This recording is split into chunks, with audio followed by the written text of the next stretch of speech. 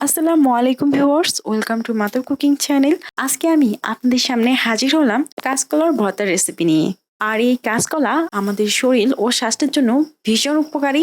আর এই কাঁচকলার মধ্যে রয়েছে প্রচুর পরিমাণে পুষ্টিগুণ, ভিটামিন। তাই আমাদের সকলেরই খাদ্য তালিকায় কাঁচকলাটা রাখা প্রয়োজন। চলুন তাহলে কাঁচকলার ভর্তার রেসিপিটা দেখে নেওয়া যাক। এখানে আমি 2টি কাঁচকলা নিয়ে নিয়েছি। আর এই কাঁচকলার খোসার মধ্যে যেহেতু অনেক ভিটামিন ও অনেক পুষ্টি রয়েছে, এই কাঁচকলার খোসাগুলোকে যেহেতু সিলিয়ে ফেলবো না, তাই এই কাঁচকলাগুলোকে খুব ভালোভাবে ধুয়ে নিয়েছি। এখন আমি একটা চাকু দিয়ে এই কাঁচকলাগুলোকে ছোট ছোট করে কেটে নিচ্ছি। আমি 2টি কাঁচকলাই ছোট ছোট করে কেটে নিয়েছি। এখন আমি চুলার উপর একটি কড়াই বসিয়ে দিচ্ছি। তারপর কড়াইয়ের মধ্যে দিয়ে দিচ্ছি কাঁচকলা। তারপর কড়াইয়ে যেই পর্যন্ত কাঁচকলা রয়েছে ঠিক সেই পর্যন্ত পানি দিয়ে দিচ্ছি। এখন আমি দিয়ে দিব হলুদের গুঁড়া, খুবই সামান্য পরিমাণে। আর এর সময় হলুদের গুঁড়া ব্যবহার করার কারণে কাঁচকলা সিদ্ধ করার পর এর মধ্যে কালচে ভাব থাকবে না, তাই আমি এ সময় একটু হলুদ দিয়ে দিচ্ছি।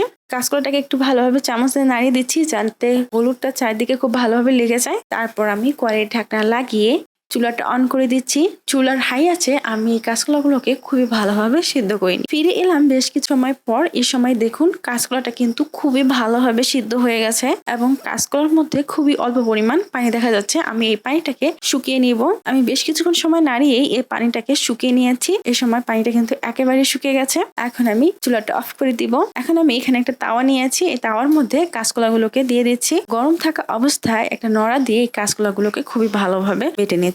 বেশ কিছুক্ষণ সময় ধরে এই কাঁচকলাগুলোকে এই নড়া দিয়ে বেটে নিয়েছি। এই সময় কিন্তু খুব ভালোভাবে কাঁচকলার যে ব্যাটারটা রেডি হয়ে গেছে। তারপর চুলাটি অন করে চুলার আঁচ মিডিয়াম লো করে রাখছি। দিয়ে দিচ্ছি সরিষার তেল 1 টেবিল চামচ। তারপর দিয়ে দিচ্ছি শুকনা মরিচ 9 থেকে 10টি। এখন আমি এই শুকনা মরিচগুলোকে খুবই ভালোভাবে ফ্রাই করে নিব। আমি চুলার লো আছে এই শুকনা মরিচগুলোকে খুব সুন্দরভাবে মুচমুচ করে ফ্রাই করে নিচ্ছি। আমি বেশ কিছুক্ষণ সময় এই শুকনা মরিচগুলোকে ফ্রাই করে নিয়েছি। আর এই সময় শুকনা মরিচ থেকে খুব সুন্দর একটা স্মেল ছাড়তে শুরু করে দিয়েছে। এখন আমি এই শুকনো মরিচগুলোকে একটা প্লেটের মধ্যে উঠিয়ে নিচ্ছি। এই সময় কড়াইয়ে থাকা অবশিষ্ট তেলের মধ্যে দিয়ে দিচ্ছি রসুনের কোয়া। এখন আমি এই রসুনের কোয়াগুলোকে ফ্রাই করে নিব। আমি বেশ কিছুক্ষণ সময় ধরে এই রসুনের কোয়াগুলোকে ফ্রাই করে নিয়েছি। আর এই সময় রসুনের কোয়াগুলো খুব ভালোভাবে ফ্রাই হয়ে গেছে এবং এগুলোর মধ্যে হালকা ব্রাউন কালার আসতে শুরু করে দিয়েছে। এখন আমি কড়াই থেকে রসুনের কোয়াগুলোকে উঠিয়ে নিব। কড়াই থাকা অবশিষ্ট তেলের মধ্যে দিয়ে দিচ্ছি পেঁয়াজ। আমি এখানে প্রায় 1/3 কাপের মতো পেঁয়াজ কুচি দিয়ে দিয়েছি। আর এই পেঁয়াজ কুচিগুলোকে আমি খুব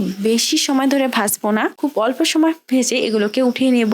শুধুমাত্র পেঁয়াজের কাঁচা গন্ধ চলে যাওয়া পর্যন্ত এটাকে ফ্রাই করতে হবে। আমি প্রায় 1 মিনিটের মতো সময় এই পেঁয়াজটাকে ফ্রাই করে এগুলোকে কড়াই থেকে উঠিয়ে নিচ্ছি। এখন আমি এখানে একটি প্লেট নিয়ে নিয়েছি। এর মধ্যে দিয়ে দিচ্ছি ফ্রাই করা শুকনো মরিচগুলো আর দিয়ে দিচ্ছি লবণ পরিমাণ মতো। তারপর আমি এই শুকনো মরিচগুলোকে খুবই ভালোভাবে ভেঙে নিচ্ছি। শুকনো মরিচগুলো খুব ভালোভাবে ভাঙা হয়ে গেলে এর মধ্যে দিয়ে দিচ্ছি ফ্রাই করা রসুন। তারপর এই শুকনো মরিচের সাথে এই রসুনগুলোকেও আমি খুব ভালোভাবে ভেঙে নিচ্ছি। তারপর শুকনো মরিচগুলোকে খুবই ভালোভাবে মরিচের সাথে মাখিয়ে নিচ্ছি। এই সময় রসুনগুলো খুব ভালোভাবে মাখানো হয়ে গেছে। এখন আমি দিয়ে দেব ফ্রাই করা পেঁয়াজ। তারপর আবারও এগুলো সব উপকরণ সমূহকে খুবই ভালোভাবে মাখিয়ে নিব। খুব ভালোভাবে মাখানো হয়ে গেলে আমি এর মধ্যে বাটা কাঁচকলাগুলোকে দিয়ে দিচ্ছি। তারপর এগুলোকে খুবই ভালোভাবে মাখিয়ে নিচ্ছি। খুব ভালোভাবে মাখানো হয়ে গেলে আমি এর মধ্যে দিচ্ছি সরিষার তেল প্রায় 1 টেবিল চামচের মতো। সরিষার তেল দিয়ে আবারও খুব ভালোভাবে মাখিয়ে নিচ্ছি। আর এই সময় কিন্তু আমার ভর্তাটা একেবারে রেডি হয়ে গেছে। আর গরম ভাতের সাথে এই ভর্তাটা খেতে কিন্তু খুবই মজার হয়। প্রিয় দর্শক, এই ছিল আমাদের